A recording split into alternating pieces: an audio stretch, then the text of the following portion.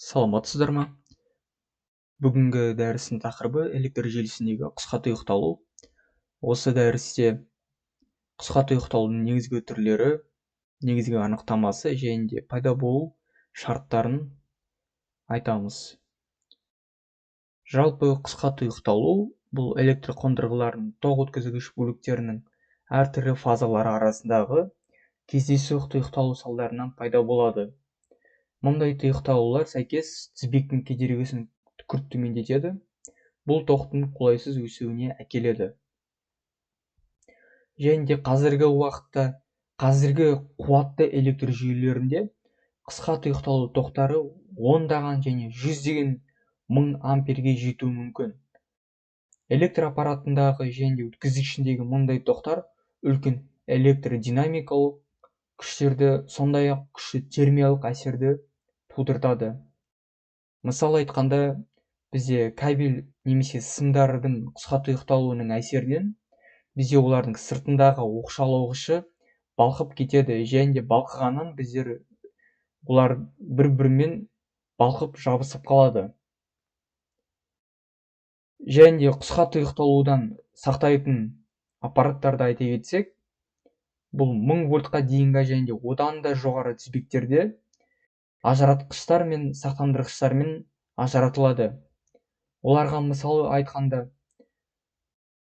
автоматты ажыратқыштар және де жоғары вольтты ажыратқыштарды айтуға болады. Және жоғары вольтты тізбектердегі қысқа тұйықталу тоқтарын азайту үшін кейде тізбектің кедергісін жасанды түрде арттыратын реакторлар қолданылады. Оның негізгі пайда болу себептері: біріншісі ол фазалық оқшаулаудың зақымдануы. Бұл оқшаулаудың мысалы табиғи тозуы немесе сапасыз профилактикалық сынақтардан және сымдардың сыртқы әсерден механикалық қосылуынан, мысал айтқанда дауыл, ағаштардың құлауы, қолайсыз ауа райы және тағы басқа. Оқшаулаудың зақымдануынан, сондай-ақ атмосфералық немесе коммутациялық кернеулерден туындауы мүмкін. Және де екінші тағы бір себебі бұл қызметкерлердің қателігі және қысқа тұйықталу кернеудің толық немесе ішінара төмендеуіне байланысты біздерде тұтынушылардың қалыпты электр жабдықтауы бұзылуына әкеледі. Осы түрлеріне айта кетсек, мысалы жерге тұйықталған бейтарап электр желілеріндегі қысқа тұйықталу ол негізінен үшке бөлінеді: үш фазалы, екі фазалы және бір фазалы. Және де осы кестеде бізде олардың статистикасы көрсетілген. Мысал айтқанда, бізде бір фазалы 60-90% деп тұр. Бұл негізінен бір фазалы қысқа тұйықталу өте көп кездесетін деп айтуға болады. Және де ең көп тараған түрі, қысқа тұйықталудың ішінде ең көп тараған түрі бұл бір фазалы қысқа тұйықталу. Ал екі фазалы қысқа тұйықталу ол 5 және 20% кездеседі. Ал үш фазалы қысқа тұйықталу өте сирек кездеседі, бұл 1 және 7%-дан астам. Және де олардың кездесуіне байланысты оның зақымдануында, мысалы бір фазалы қысқа тұйықталу, оның зақымдануы өте үлкен емес, ал үш фазалы қысқа тұйықталудың зақымдануы ол өте үлкен және де көптеген қаражаттарға әкелуі мүмкін. Және де көптеген аппараттардың жарақаттануына әкеледі. Бұл мысалы есептік сұлбасы: үш фазалы қысқа тұйықталу, екі фазалы қысқа тұйықталу және бір фазалы жерге қысқа тұйықталу. Үш фазалы қысқа тұйықталу. Негізі үш фазалы қысқа тұйықталу симметриялық қысқа тұйықталу. Өйткені мұнда фазалық кернеулер мен тоқтардың симметриясы бұзылмайды. Қарапайым сөзбен айтқанда, мұнда бізде кернеулер мен тоқтар, олардың мәндері шамамен бірдей болады.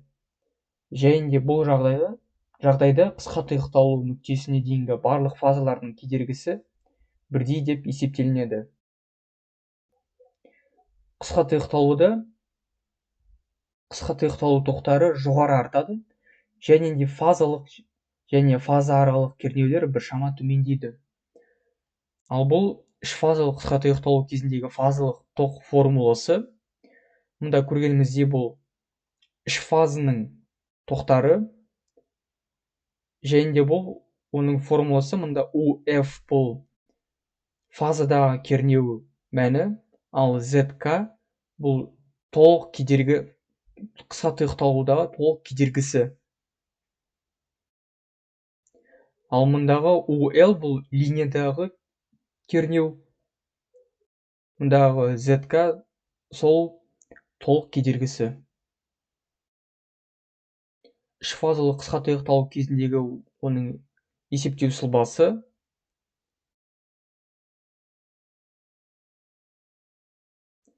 Осы векторлық диаграммаға айта кетсек, мұнда фазалардың тоғы мен кернеу арасындағы ығысу бұрышы күрт артады.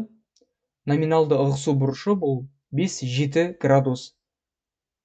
Ал қысқа тұйықталу режимінде 65 және 75 градусқа ығысады.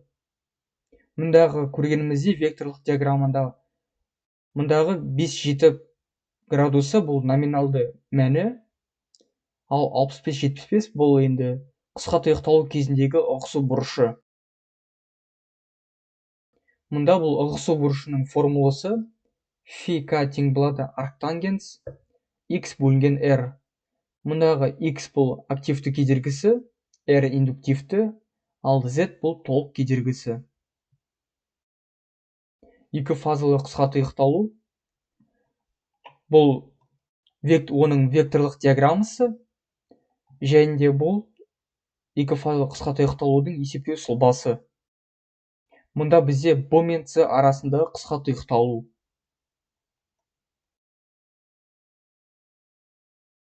Екі фазалы қысқа тұйықталу симметриялы емес, сондықтан ол фаза аралық кернеудің U-BC әсерінен жүреді. Ал тізбектің кедергісі қос фазаға тең. Мұндағы осы кедергінің формуласы ол ZK тең болады ZB қосылған ZC. Мұндағы ZK бұл B мен C фазасындағы кедергілердің қосындысы. Осының арқасында біздер қысқа тұйықталу тоғын таба аламыз. Бұл IK тең болады UL бөлінген 2 ZK. Мұндағы жаңа айта кеткендей UL бұл линиядағы кернеуі. Жерге тұйықталған бір фазалы қысқа тұйықталу бұл бір фазалы қысқа тұйықталу және де оның векторлық диаграммасы. Және де сол бір фазалы қысқа тұйықталуда симметриялы емес, және де бұл тоқ пен кернеу арасындағы ығысу бұрышының формуласы. Мұндағы φk тең болады арктангенс x бөлінген r. Ал бұл қысқа тұйықталу тоғының формуласы, анықтау формуласы I тең болады U бөлінген Z. Қысқа тұйықталу тоқтарын есептеу әдістері. Негізінен қысқа тұйықталудың түрін анықтау үшін есептік түрін берілген нүктеде 3, 2 және 1 фазалы қысқа тұйықталу тоқтарының мәндерін анықтау қажет. Және де тоқ тізбегіндегі қысқа тұйықталу кезінде бірнеше құрылғылар мен машиналар, электрлік машиналар болуы мүмкін тізбекте. Бұл мысалы реакторлар, трансформаторлар және де генераторлар. Және де осының есептегенде осының бәрін ескеру қажет.